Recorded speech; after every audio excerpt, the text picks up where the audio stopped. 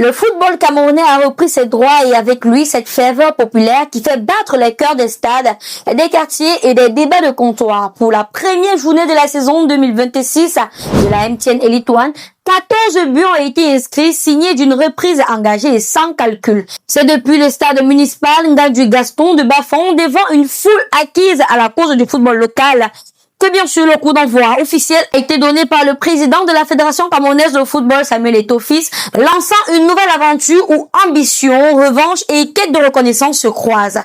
Dans un contexte socio-footballistique marqué par l'exigence des supporters et la pression du résultat immédiat, cette première journée avait valeur de test et c'est un long brillamment réussi. Bonjour à tous et bienvenue à ce premier numéro Round-Up, le rendez-vous incontournable qui vous plongera toute l'année au cœur des exploits, des matchs et des coulisses du football camerounais. En match d'ouverture, l'Aigle Royal de la Ménois a frappé fort en dominant l'Unisport du Honcam 2-0. Porté par un doublé d'Eden et Créal Imélé, logiquement élu homme du match. À Garoua, Gazelle FA a assuré l'essentiel face à l'Aigle Royal du Mungo 1-0, tandis que le spectacle offensif de la journée est venu de Douala, où bien sûr la Dynamo a pris le dessus sur AS Fortuna 4-2 pour s'installer en tête du classement.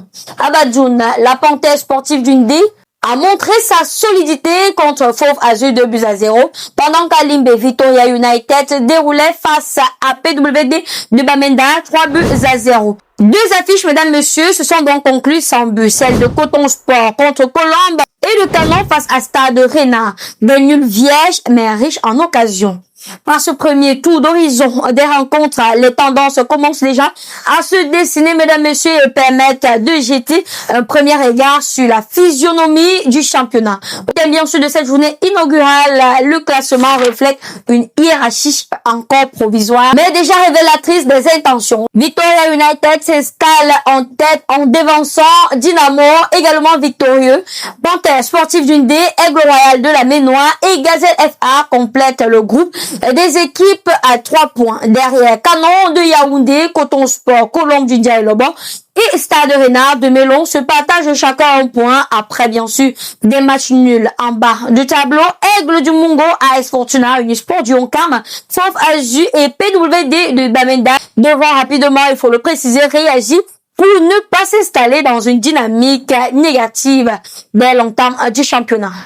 Au classement des buteurs, Imélé, Alex Biboto et Joseph Tiba se partagent déjà le haut de l'affiche avec bien sûr 2 réalisations chacun. Cette première journée de la MTN Elite One 2026 a livré un message clair. La saison sera disputée, rythmée et impitoyable, mesdames, messieurs, entre favoris déjà en jambes, outsiders ambitieux et cadence encore en rodage.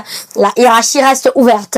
Une chose est sûre, le public camerounais exigeant et passionné a déjà trouvé matière à vibrer. Le championnat est lancé et le suspense aussi. Très bientôt pour un nouveau numéro de votre émission Le Round-Up.